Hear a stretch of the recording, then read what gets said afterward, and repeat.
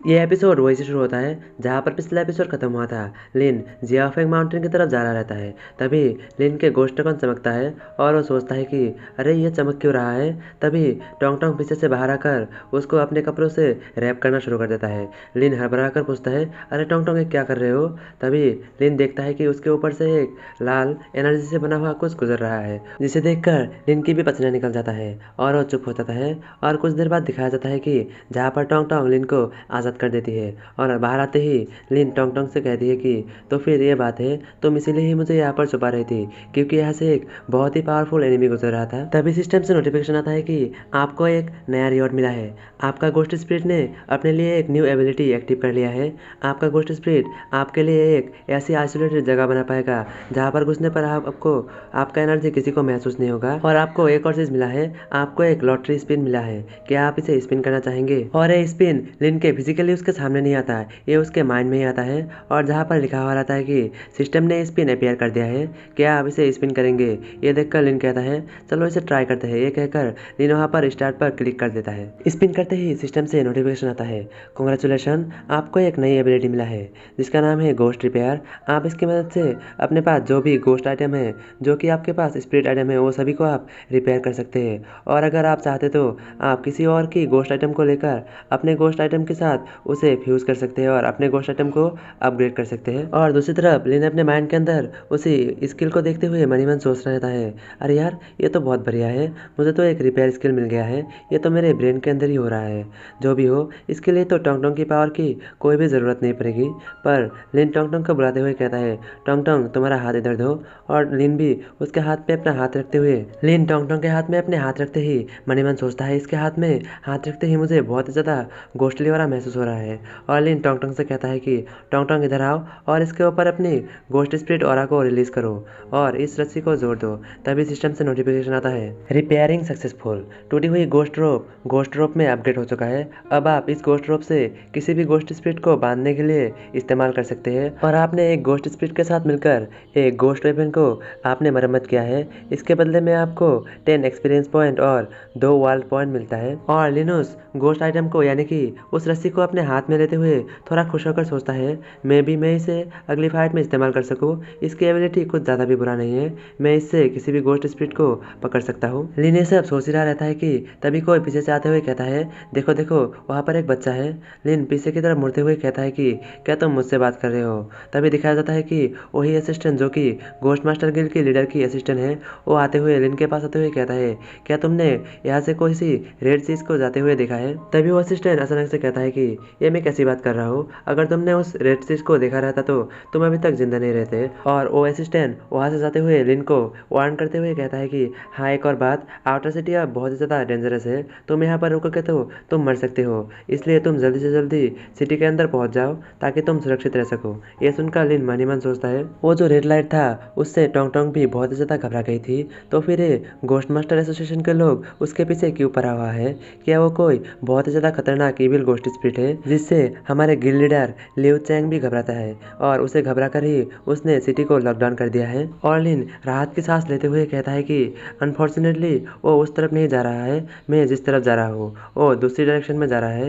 ये तो मेरे लिए बहुत ज़्यादा अच्छी बात है, इसलिए मुझे जल्दी से जल्दी जाकर मेरा काम खत्म करना चाहिए। और यही पर सीन शिफ्ट हो जाता है। अगले सीन फास्ट डिफेंस एरिया के बॉर्डर से शुरू होता है जहाँ पर एक टेंट के अंदर घोस्ट मास्टर गिल्ड के लीडर एक रिपोर्ट को पढ़ते हुए चाय पीते हुए कहती है कि अरे यार ये तो बहुत ज़्यादा वियर्ड है, उन तीनों घोस्ट मास्टर ने मरने से पहले अपने घोस्ट स्पिरिट को समन नहीं किया था।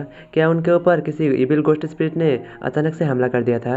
यह सुनकर साइड में खड़ा हुआ एक घोस्ट मास्टर कहता है, पर मैम ये तो बहुत ज़्यादा डिफिकल्ट है क्योंकि वो तीनों के तीनों घोस्ट मास्टर बी रैंक के थे।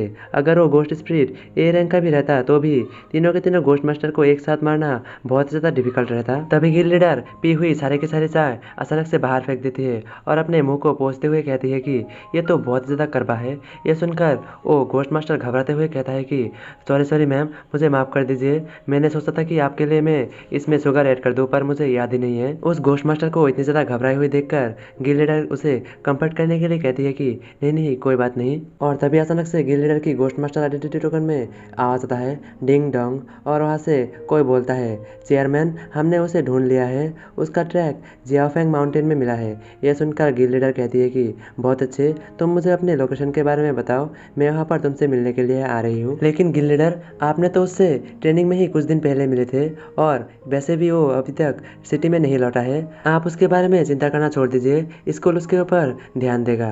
यह सुनकर गिल्ड लीडर धीरे से कहती है, हाँ ठीक है, और वो मन ही मन लिन के बारे में सोचती है। और दूसरी तरफ से वो गिल्ड लीडर के असिस्टेंट कहती है कि यह सब बातें तो होती रहेगी, पर मुझे क्यों लग रहा है कि आप चुप चुप कर कुछ मीठा खा रहे हैं। यह सुनकर गिल्ड लीडर अजीब तरीके से हंसते हुए कहता है कि नहीं नहीं, मैंने कोई मीठा नहीं खाया।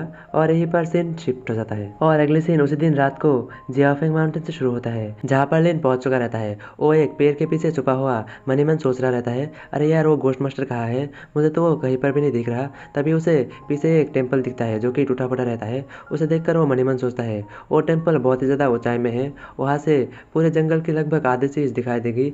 लगता है कि वो वहीं पर छुपा हुआ है ताकि वो हम मुझ पर नजर रख सके। वहीं पर दूसरी तरफ उस टेम्पल के अंदर का सीन दिखाया जाता है, जहाँ पर वो घोस्ट मास्टर अपने बॉस से कह रहा रहता है कि बॉस वो तो अभी तक यहाँ पर नहीं आया, मैं उसे मारना चाहता हूँ। दूसरी तरफ से फोन के अंदर से बॉस कहता है कि अरे यार मैं भी तो यहाँ पर आया था, पर यहाँ पर आने से पहले ही वो मिशन कंप्लीट करके यहाँ से जा चुका था। दूसरी तरफ उस घोस्ट मास्टर के पीछे लिन पहुंच जाता है, पर उस घोस्ट मास्टर को लिन के बारे में बिल्कुल भी पता नहीं चलता। दूसरी तरफ उस घोस्ट मास्टर के फोन से आ जाता है, कोई बात नहीं, तुम हमारे प्लान के हिसाब से चलो। यह सुनकर वो घोस्ट मास्टर कहता है कि हाँ हाँ मैं प्लान के हिसाब से चलूंगा, मैंने तो उस बंदे से कांटेक्ट भी कर लिया जो इस घोस्ट स्पिरिट को खरीदना चाहता है, वो 7 बिलियन युआन देना चाहता है। लिन अपने ही सामने अपने घोस्ट स्पिरिट का डील होते हुए देखकर लिन को बहुत ज़्यादा गुस्सा आता है और वो टोंग टोंग को बुलाते हुए उस पर अटैक करने के लिए कहता है। टोंग टोंग भी उसके ऊपर अटैक करने के लिए जाती है, पर तभी उस घोस्ट मास्टर को पता चल जाता है कि उसके पीछे से कोई अटैक कर रहा है और वो अपने कैट फेस घोस्ट को बुला लेता है जो कि सी रैंक का रहता है। और वो cat face ghost spirit Tong Tong पर अटैक कर देता है और टोंग टोंग का अटैक और उस कैट फेस घोस्ट स्पिरिट का अटैक एक दूसरे से टकराता है। और दूसरी तरफ दिखाया जाता है कि वो घोस्ट मास्टर कूद कर वहाँ से थोड़ा दूर चला जाता है, पर तभी उसके पीछे लीन आ जाता है और आकर उसके ऊपर अपने गोल्डन नाइफ से अचानक से अटैक कर देता है और उसके सीने के आर पार कर देता है।